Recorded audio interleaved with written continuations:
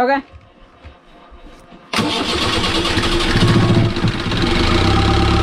Woohoo! No. Oh, god damn it.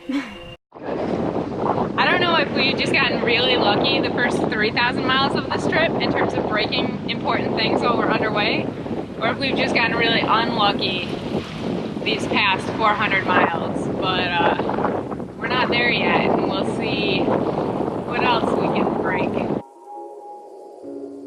On New Year's Eve, we departed Fort Pierce for our longest sail of the trip so far. We had our sights set on Fort Myers Beach in the Gulf of Mexico. Our route would take us down the Florida Keys, around Key West, and into Florida Bay. Don't let me show cruelty, though I may make mistakes. Don't let me show ugliness, though I know I can hate.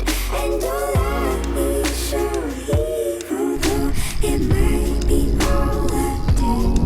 Show me love, show me love, show me love. Don't let me think. Almost immediately after leaving Fort Pierce, we noticed our first problem. Water wheel that measures water speed is stuck. So there's a way to pull that up through the hull and clean it without having to dive on it. So we're gonna try that, but we've never done it before, so it could get a little dicey. Show me love, show me love.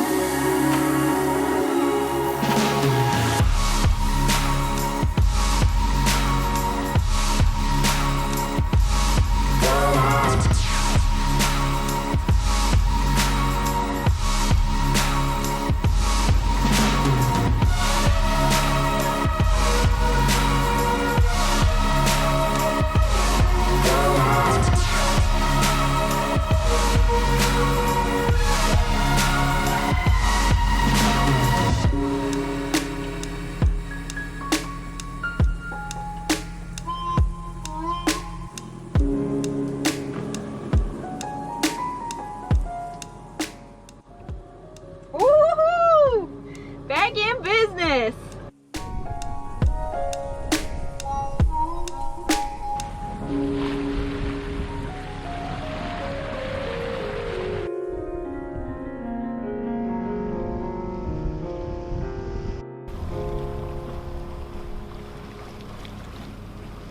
We had a beautiful sunset to close out 2019, and were treated to fireworks all down the coast to ring in 2020. 2019 has been full of some of the highest highs and lowest lows we have ever experienced. However, we didn't have much time to celebrate due to our engine cutting out shortly after midnight. Being on a sailboat, we do our best to save our engine from motoring in and out of ports. In this case, we found ourselves coast to shore and being pushed north by the Gulf Stream. Keeping in mind all of these factors, we worked quickly to get the old girl up and running again. After a quick check of the basics, we found the issue is most likely water in the fuel tank, a near constant struggle that we face with old and leaky tanks. After draining the water fuel separator, she fired right up.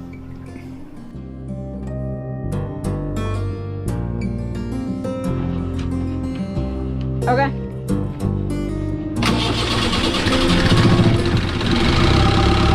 Woohoo! No. Oh, god damn it. Come on, baby.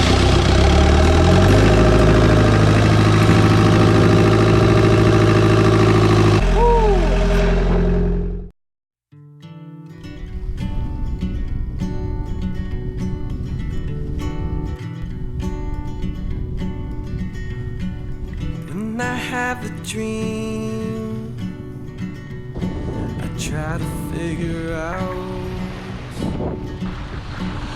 how to find the words, and how to write it down. Not to be outdone by the engine, the autopilot failed about 40 miles out of Key West. The shear pin in the system had broken, leaving the autopilot motor unable to turn the rudder. I'm pissed. I'm frustrated.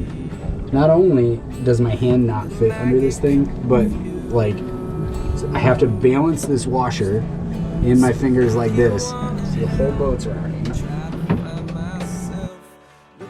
Fixing the autopilot underway was a non-starter, so we decided to swing into Key West on our way through to take the dogs for a walk and get the autopilot back to 100%.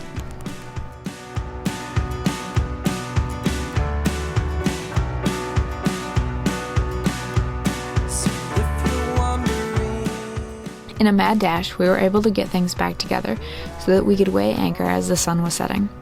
With the autopilot fixed and the engine running fine, we were hoping for smooth sailing in the most literal sense. But as you probably guessed by the title of this episode, that isn't what happened.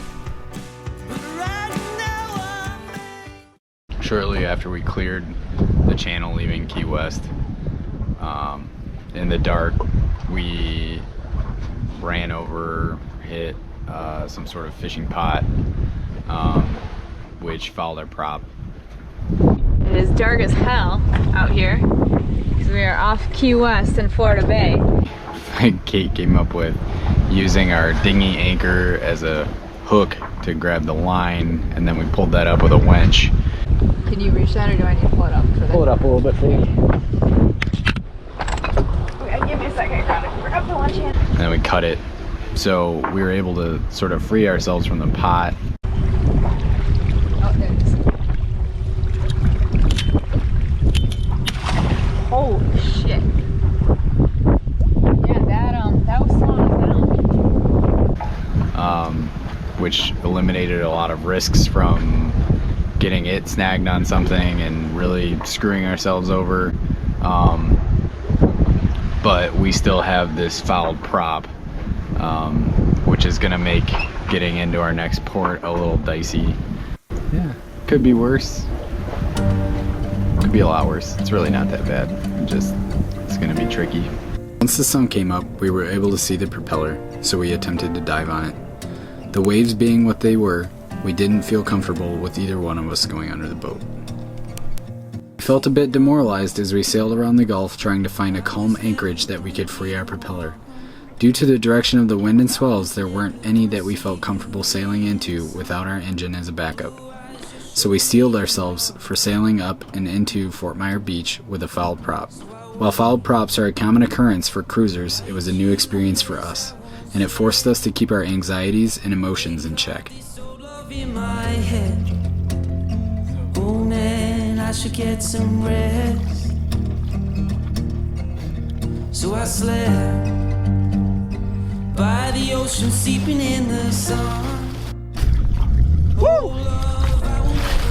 Got him! Oh, blue eyes, you're calling me back home. Yeah. We got him, cut him off. So we're home free now. I went to Key West, and all we got are these stupid, whatever these are, crab pot floaties. You caused us so much anguish. You're going on a wall. Things off. Stars in her eyes, sun drenched, soft skin, sand in her toes, and I know she's never coming home. So really quickly, I wanted to talk about crab pots. So since we ran over the crab pot in this episode, we've had a lot of time to kind of talk about how we would do things differently, and do some research into what's a better way to handle that situation. So first, obviously, as sailors out here, we know that we're using the water recreationally. We never ever want to do anything that negatively impacts fishermen or people that use the environment that we're sailing in for their livelihood.